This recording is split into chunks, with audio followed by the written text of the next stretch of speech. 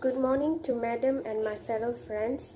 Today me and my team will be presenting about our poster on second language acquisition theories, which are behaviorism, interactionism and innatism. My name is Pushpa Shini. My name is Sharatuna Shazana. My name is Nur Ain binti Manasruddin. My name is Nur Alia Farisha binti Ali Amran. Hi, I am Sarah Suraya. And I'll be presenting about behaviorism theory. Behaviorism theory is a theory of learning where behaviors are acquired through conditioning. Conditioning occurs through interaction with the environment, whereas learner provides responses.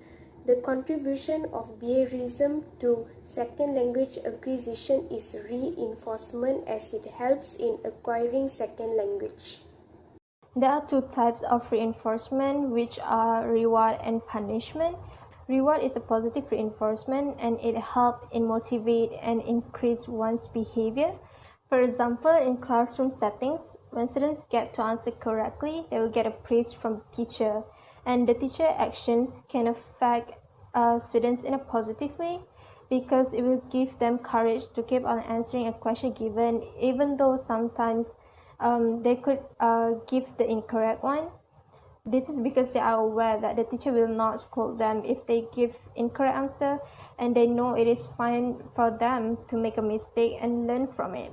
And for punishment, it is a negative reinforcement, hence it is the opposite of reward. Punishment is a type of reinforcement that will only demotivate and decrease one's behavior.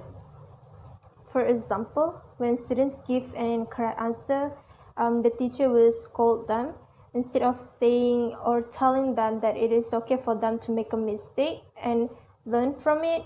And because of the teacher's action, students will develop a low self-esteem, and the next time teacher asks a question for them, they will not be able to answer it because they have a feeling of afraid answering the question, because they know if they give the incorrect answer, they will get scolded by the teacher. Okay, the next one is interactionism. This theory was made by Lev Vygotsky, who is a seminal Russian psychologist who is best known for his social cultural theory. He believed that social interaction plays a critical role in children's learning. Through such social interaction, children go through a continuous process of learning. In the poster, we have put Lev Vygotsky picture. So this is him. This is Lev Vygotsky, who created this interactionism theory. So interactionism is a theory that believes learners acquire the language through social interaction. Social interactionists believe that social environment play the important role, and the adults surrounding the child's linguistic environment affect the language acquisition. Vygotsky focused on the connection which they interact in shared experience. So the contribution to interactionism theories to second language acquisition is Lev Vygotsky's zone of proximal development, which is ZPD. With this theory, it proved that learners need the teacher's guidance in learning a language in order to scaffolding. And as for my part, I'm going to explain about interactionism in the classroom. So before that, I'm going to summarize a little bit about this theory. So basically, like, the founder of this theory is Vygotsky, where he actually theorized that a child learns best when interacting with those around them in order to solve a problem. At the first, the adult interacting with the child is responsible for leading the child, and eventually the child becomes more capable of problem solving on his own.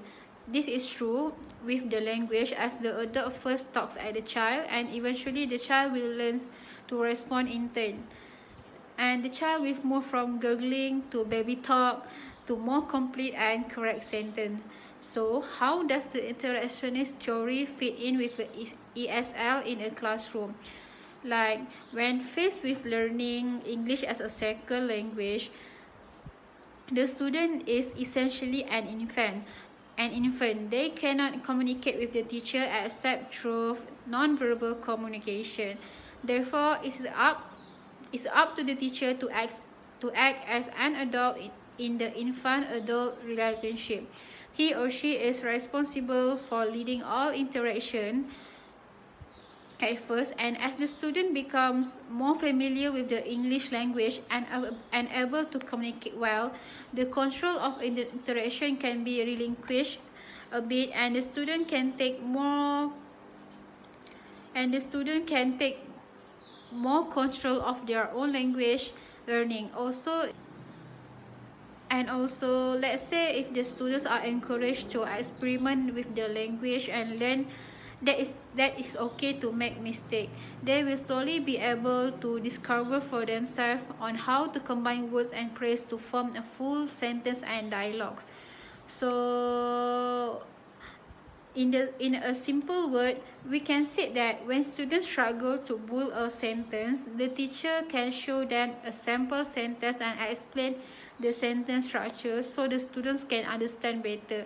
So in this story, it's basically like when you literally have like no knowledge or like a little bit of knowledge, when you understand, when you go into a school or when you learn something, you will slowly turn into someone who can understand the language better with the help of parents, with the help of someone around you, until you can do it on your own.